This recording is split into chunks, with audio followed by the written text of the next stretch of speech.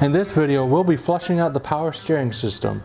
This is the power steering fluid reservoir. You can tell by the cap that says power steering fluid on it.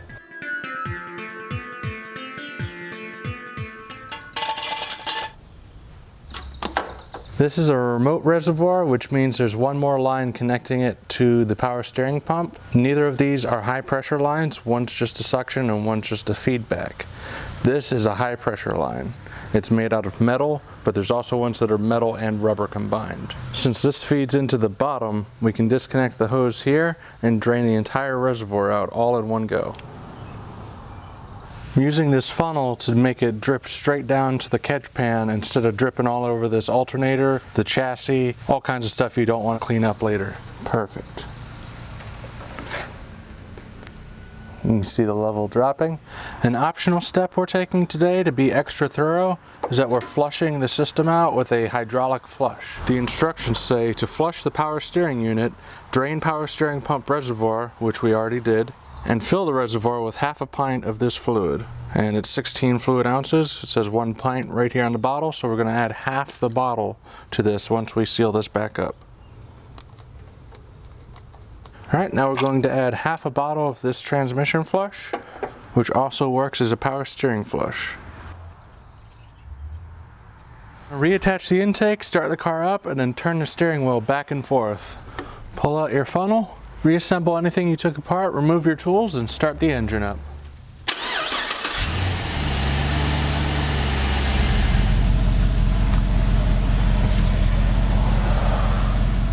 Now that we've run the flush through the system, we need to find a low point, like down here, to disconnect the line from, so we can push the fluid back and forth out of the system. Since this line here leads all the way back up to this line here, this line being high, we can disconnect this and then move this hose down into our catch pan so we can drain it all out and not make a mess. Make sure you get that hose as low as you can because that's the way you get the most fluid out. Now that hose is disconnected and aimed at your catch pan, you can turn the steering wheel back and forth. Keep turning that wheel from lock to lock until you get all the fluid out. Some systems hold a lot of fluid, so be prepared to turn it a lot.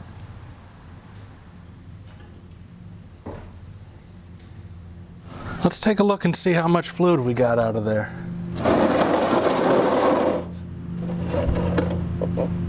Wow. Pull your hose back up and reattach your return line. Sometimes you can use the cap to tell what kind of fluid goes in, and sometimes you can read your manual, but also check online because sometimes manufacturers update the specs and you can get a better fluid for your vehicle than what the manual says. Also, don't be surprised if your power steering system uses automatic transmission fluid. A lot of systems do. You're going to have to top this off a few times because there's air in the system and it's going to work its way out gradually. So keep checking this after you do this and start the engine up because this level is going to go down a few times. I can already see bubbles coming out of the return line.